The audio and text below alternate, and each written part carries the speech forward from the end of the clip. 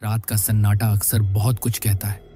कभी किसी खिड़की से आती हवा की सरसराहट, तो कभी सूनी गली में अचानक गूंजती किसी कुत्ते की भौंक। कहते हैं जब इंसान अकेला होता है और चारों तरफ अंधेरा होता है, तब उसके डर सबसे ज्यादा जिंदा हो जाते हैं। कई बार वो डर हकीकत होते हैं और कई बार बस दिमाग का खेल। लेकिन हर किसी के पास एक ऐसी घटना जरूर होती है जिसे सोचकर आज भी रूह कांप उठती है। आज की ये कहानी भी कुछ ऐसी ही है। एक साधारण सी रात, एक साधारण सा इंसान, लेकिन अचानक ऐसा कुछ घटा कि उसकी पूरी जिंदगी बदल गई। आप चाहे जितने बहादुर क्यों ना हो, इस कहानी को सुनते वक्त आपके मन में भी एक सवाल जरूर उठेगा, क्या सच में ये सब हो सकता है या फिर ये सिर्फ एक डरावना वहम है। आधी रात का सन्नाटा था। गांव के चारों ओर गहरी खामोशी फैली हुई थी। कुत्तों के भौंकने की आवाज भी जैसे कहीं गुम हो गई थी।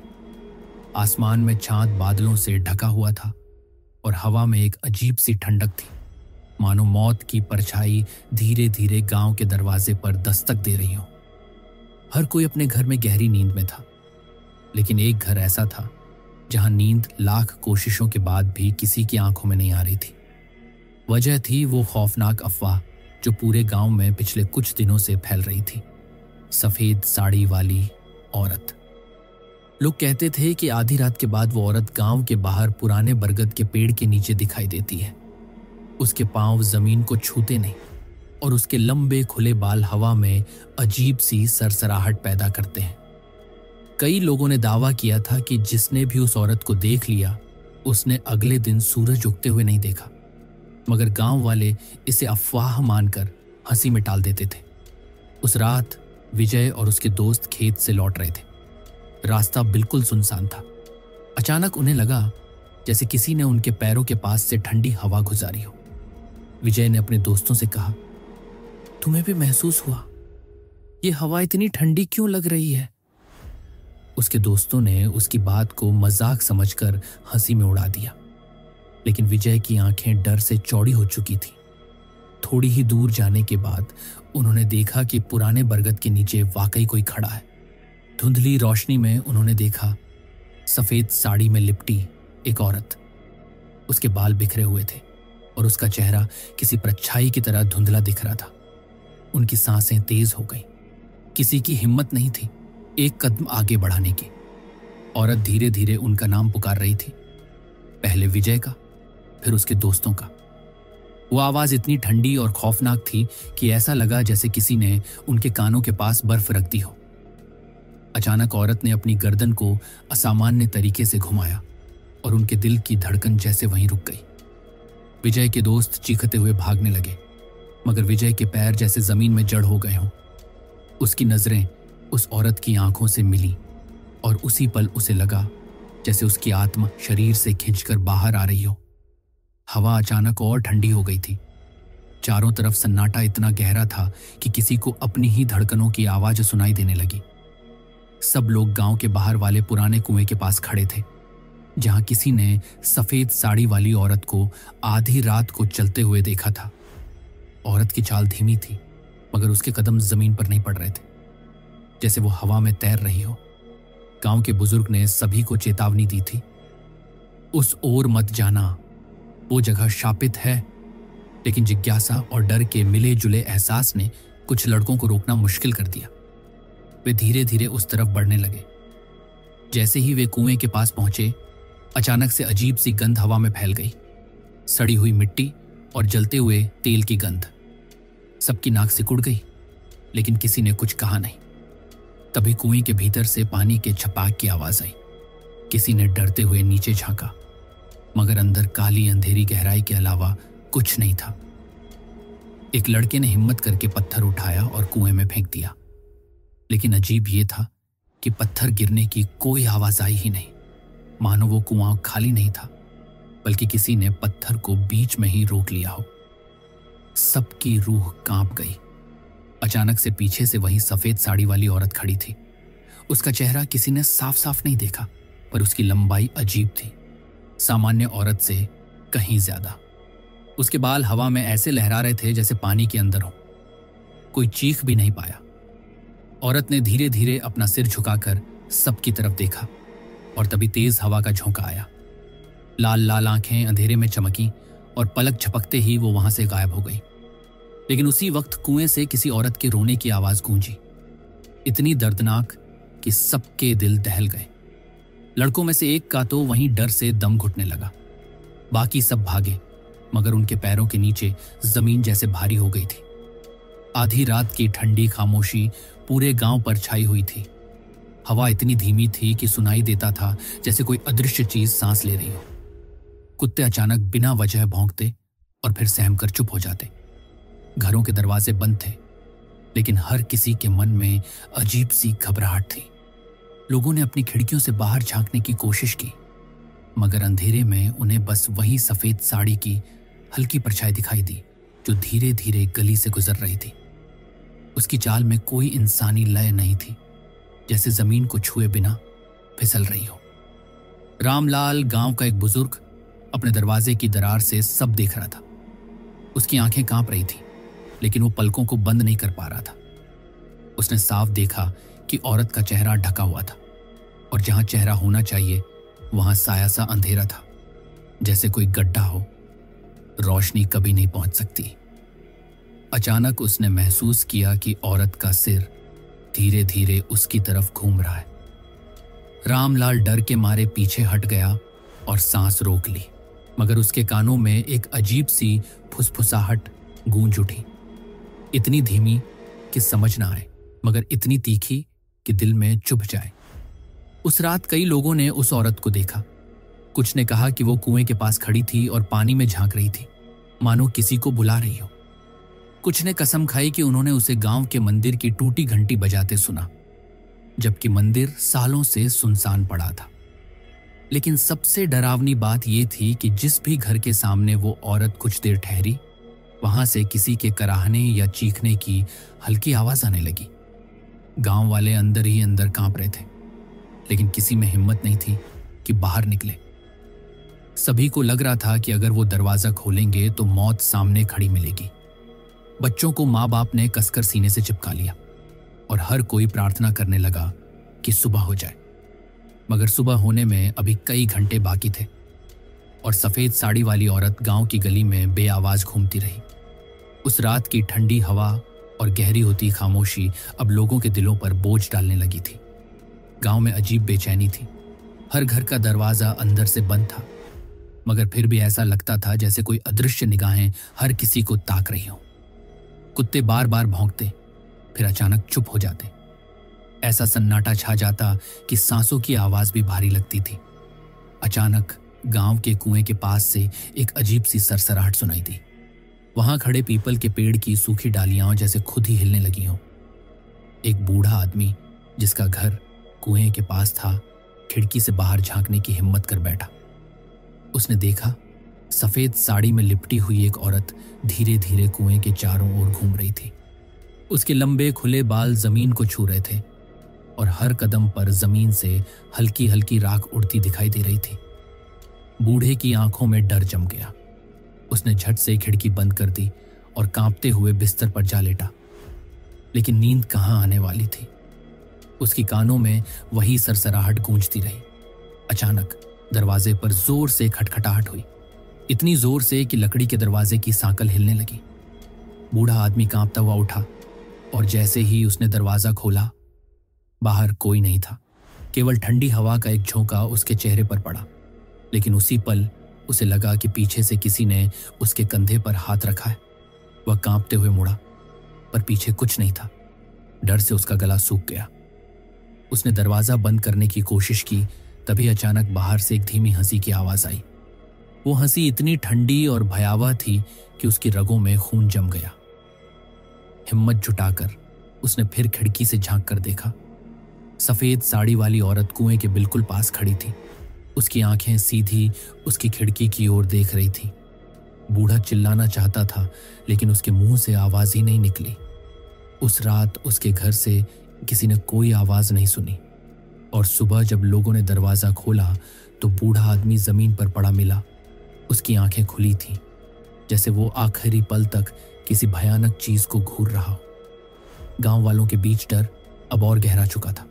सबको समझ नहीं आ रहा था कि यह औरत कौन है और क्यों आ रही है, लेकिन एक बात साफ थी, जो भी उसकी आंखों से आंख मिलाता अगले दिन जिंदा नहीं बचता। आधी रात का सन्नाटा और गहरा हो चुका था।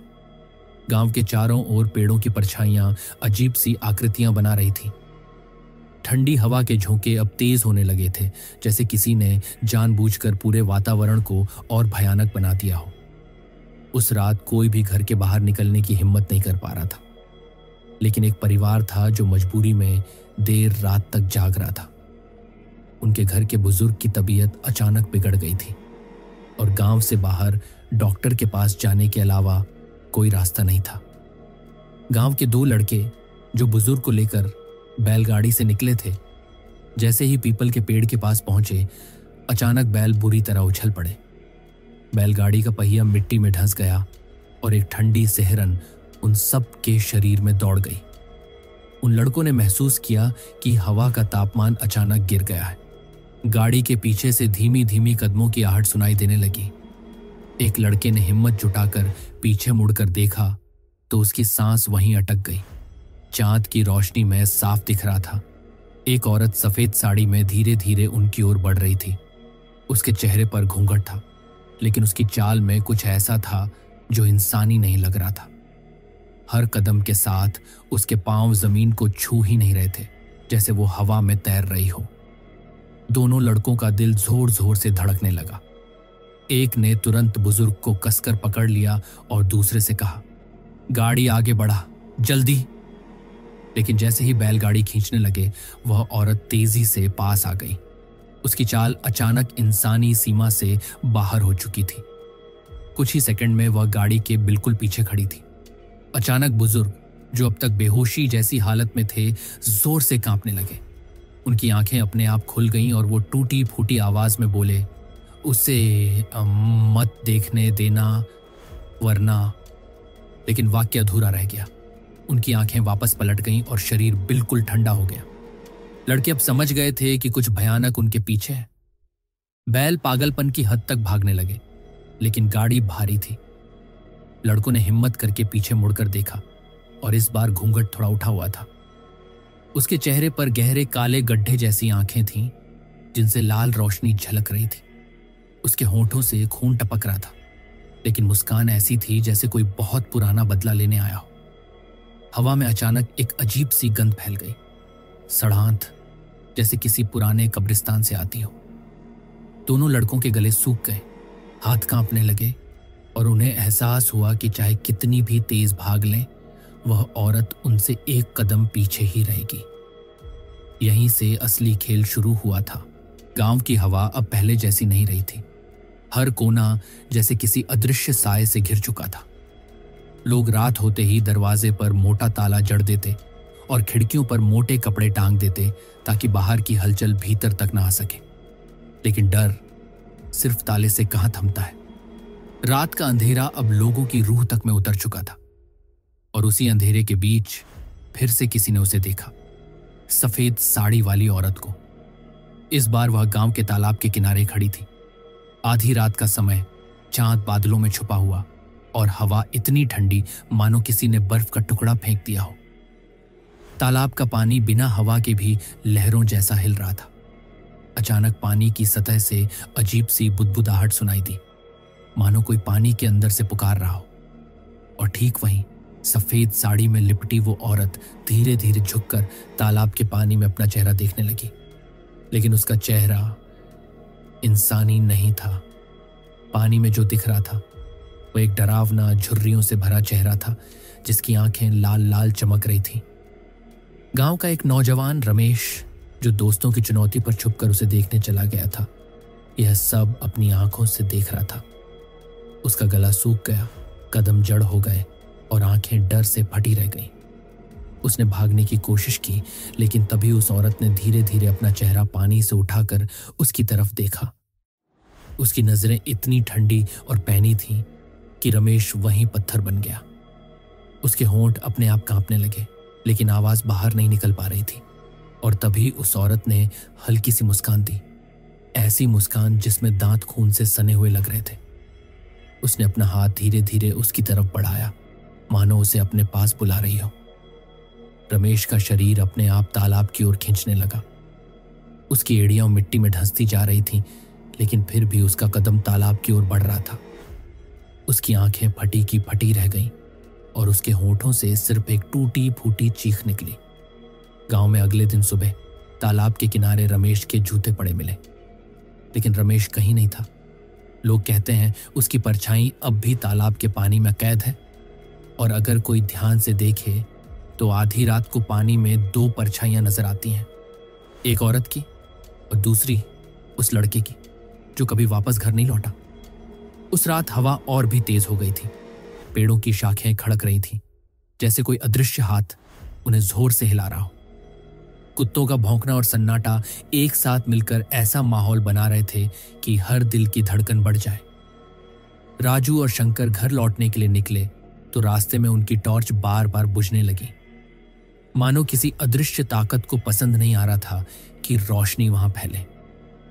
गांव के बीच बने उस पुराने पीपल के पेड़ के नीचे से गुजरते हुए दोनों ने देखा कि जमीन पर गीले पांवों के निशान बने हुए हैं। अजीब बात यह थी कि वहां की मिट्टी बिल्कुल सूखी थी, लेकिन निशान गीले पानी जैसे चमक रहे थे। उनके पांव अपने आप भारी लगने लगे, जैसे कोई पकड़कर रोक रहा हो। शंकर ने हिम्मत करके कहा, राजू चल, तेजी से निकलते हैं, ये जगह ठीक नहीं लग रही। राजू ने सिर हिलाया और दोनों ने तेज कदम बढ़ाने की कोशिश की, मगर तभी अचानक सामने से वही सफेद साड़ी वाली औरत धीरे धीरे उनकी ओर बढ़ने लगी। चेहरा अब थोड़ा साफ दिखाई दे रहा था, आधा चेहरा खून से सना हुआ और आंखें गड्ढों जैसी काली। वो औरत बिल्कुल चुप थी, लेकिन उसकी चुप्पी कानों में चीख जैसी लग रही थी। जैसे जैसे वो करीब आती जा रही थी, उनके चारों ओर ठंडक बढ़ती जा रही थी। राजू के होंठ कांपने लगे और उसकी टॉर्च हाथ से छूटकर जमीन पर गिर गई। अचानक औरत ने अपना सिर पीछे की तरफ मोड़ लिया, लेकिन उसका शरीर वहीं खड़ा रहा। सिर का उल्टा घूमना देखकर दोनों के पैरों तले जमीन खिसक गई। शंकर ने डर से आंखें बंद कर लीं और उसी पल उनके आसपास कच्ची मिट्टी की दीवारों से किसी के नाखून रगड़ने की आवाज आने लगी, मानो पूरा गांव किसी अंधेरे रहस्य को बयां कर रहा हो। रात गहरी होती जा रही थी। चारों ओर सन्नाटा इतना भारी था कि पत्तों की सरसराहट भी किसी चीख जैसी लग रही थी। गांव के लोग अपने अपने घरों में दुबक कर बैठे थे। कोई खिड़की से झांकने की हिम्मत नहीं कर रहा था। अचानक पुराने कुएं के पास से अजीब सी आवाज सुनाई देने लगी, मानो कोई भारी चीज अंदर खींची जा रही हो। पानी की छपाक और किसी के कराहने की आवाजें मिलकर हवा को और डरावना बना रही थीं। पास के एक कच्चे मकान में रहने वाला बुजुर्ग रामधन, जिसकी उम्र करीब 80 साल थी, धीरे धीरे अपने दरवाजे तक आया। उसके चेहरे पर झुर्रियों से ज्यादा डर साफ दिखाई दे रहा था। उसने खिड़की से बाहर झांका और देखा कि सफेद साड़ी वाली औरत अब कुएं के पास खड़ी थी। उसके बाल खुले थे, भीगे हुए, और वो दोनों हाथ कुएं की जंजीर पर रखे किसी चीज को बाहर खींच रही थी। रामधन ने ध्यान से देखा तो उसका दिल दहल गया। औरत के हाथ में आधी सड़ी गली लाश बाहर निकल रही थी। उस लाश की आंखें खुली थीं और चेहरा उसी गांव के एक लड़के से मिलता जुलता था जो 3 दिन पहले रहस्यमय तरीके से गायब हो गया था। रामधन ने घबराकर अपनी आंखें बंद कर लीं और फुसफुसाया, हे भगवान, ये अपशकुन है। लेकिन जैसे ही उसने आंखें खोली, सफेद साड़ी वाली औरत गायब हो चुकी थी। सिर्फ कुएं का पानी हलचल करता रह गया, जैसे किसी ने अभी अभी उसमें छलांग लगाई हो। रामधन भागकर अंदर गया और दरवाजा अंदर से बंद कर लिया। लेकिन उसका दिल जानता था अब गांव में कुछ बहुत बड़ा होने वाला है। हवा और ज्यादा ठंडी हो गई थी। अब चारों तरफ अजीब सी सरसराहट सुनाई देने लगी थी, जैसे कोई सूखी पत्तियों पर धीरे धीरे चल रहा हो। लोग चौकन्ने होकर चारों तरफ देखने लगे, लेकिन धुंध इतनी गहरी थी कि कुछ दिखाई ही नहीं दे रहा था। तभी अचानक मंदिर के पीछे से हल्की सी झंकार सुनाई दी, जैसे किसी औरत के पैरों में पायल बंधी हो। सबके दिल की धड़कनें तेज हो गई।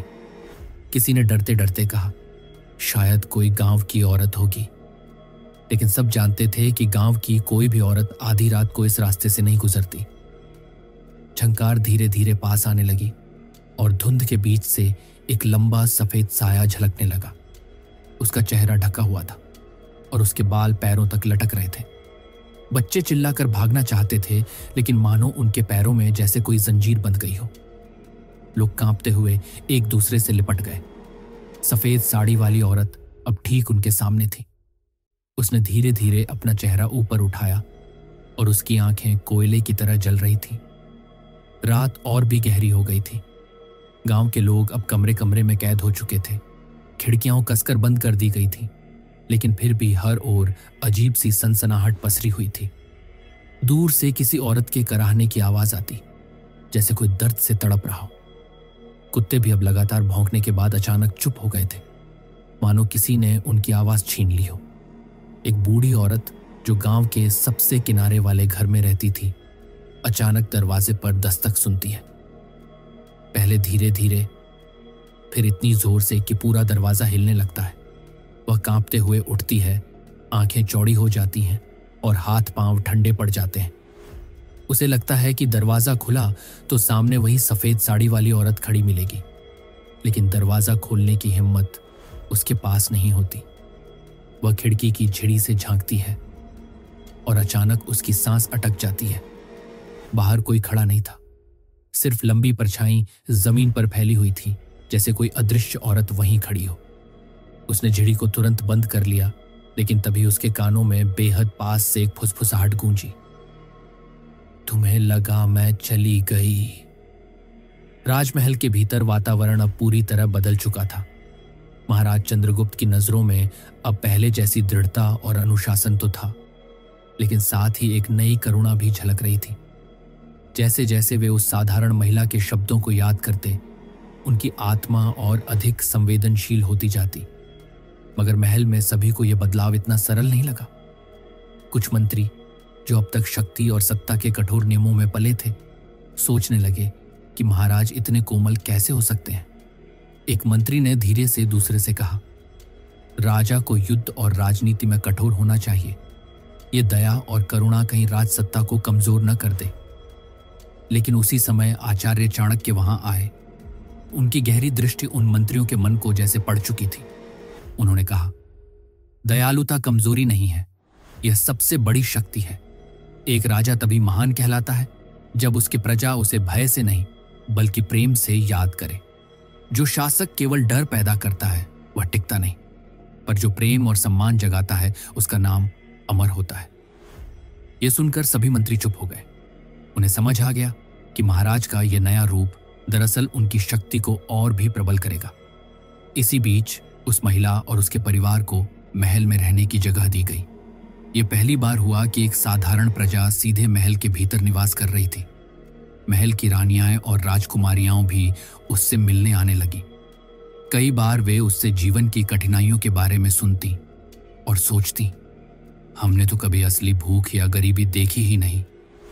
उस महिला की सरल बातें महल की भव्यता में एक सादगी का रंग भर रही थी। राजकुमार भी उससे मिलने आने लगे। उसने उन्हें बताया, राजकुमार, अगर आप कभी सच्चे नेता बनना चाहते हैं तो पहले अपने लोगों का जीवन देखना होगा। राज सिंहासन पर बैठकर दूर से देखने में सब आसान लगता है, पर असली राजधर्म तब निभता है जब आप उनके साथ चलें, उनके साथ खाएं और उनकी पीड़ा समझें। राजकुमार ने बड़ी गंभीरता से सिर हिलाया।